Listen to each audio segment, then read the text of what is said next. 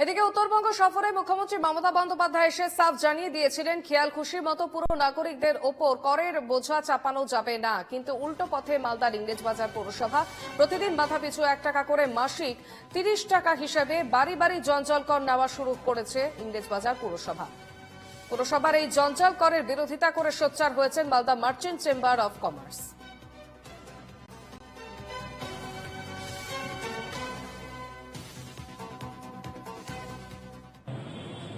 যেখানে সেখানে নদীর ধারে ফেলে দিচ্ছে, রাস্তার পাশে ফেলে দিচ্ছে। তো আমাদের এত গাড়ি চলছে, 40টা হপার টিপার চলছে, ট্রাক্টর চলছে, সব চলছে।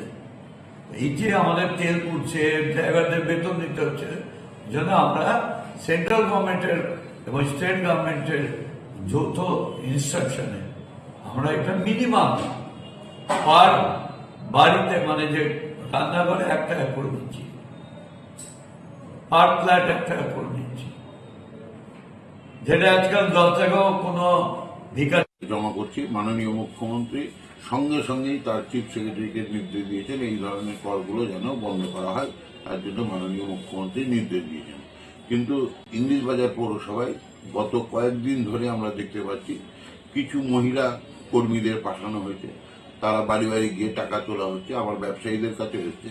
আমাদের ব্যবসায়ীদের সম্পূর্ণভাবে নির্দেশ দেওয়া আছে, যতক্ষণ পর্যন্ত চেম্বার অফ কমার্স এই ব্যাপারে কোনো নির্দেশ না দেবে ততক্ষণ কোনো ব্যবসায়ী এই পৌরসভার জঞ্জাল করে ট্যাক্স জমা করবে।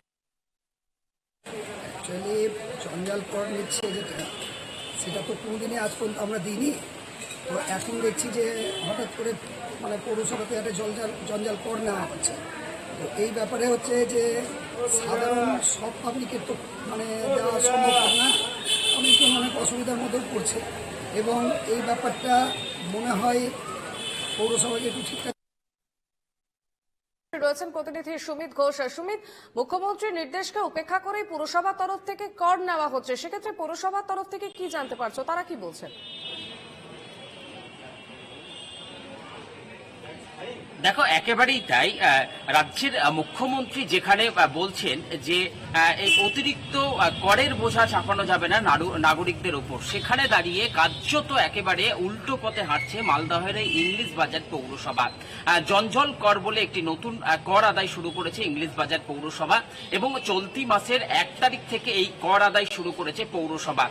বাড়ি পিছু 30 টাকা করে আদায় করা হচ্ছে এই কর।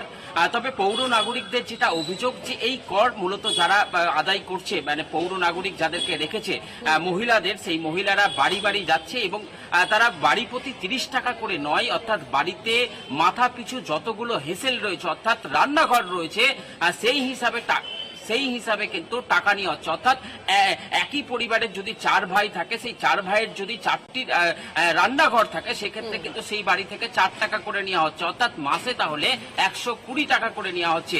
এই নিয়েই কিন্তু পৌর নাগরিকদের মধ্যে একটা ক্ষোভের সৃষ্টি হয়েছে।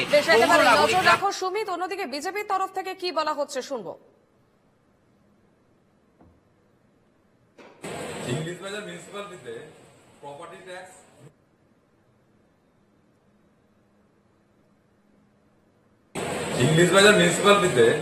প্রপার্টি ট্যাক্স মিউটেশনের ফি এমনিতে যেভাবে বৃদ্ধি পেয়েছে তাতে মানুষের প্রাণ কোষ্টাগত, তারপর অতিরিক্ত এই জঞ্জাল কর, এটা কিন্তু মানুষ মেনে নিচ্ছে না।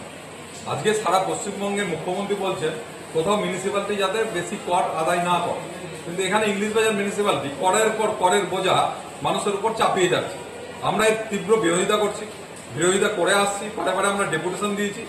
এটার বিরোধিতা আমরা মানুষের পাশে দাঁড়িয়ে, মানুষের সঙ্গে নিয়ে আমরা আবার তীব্র বিরোধিতা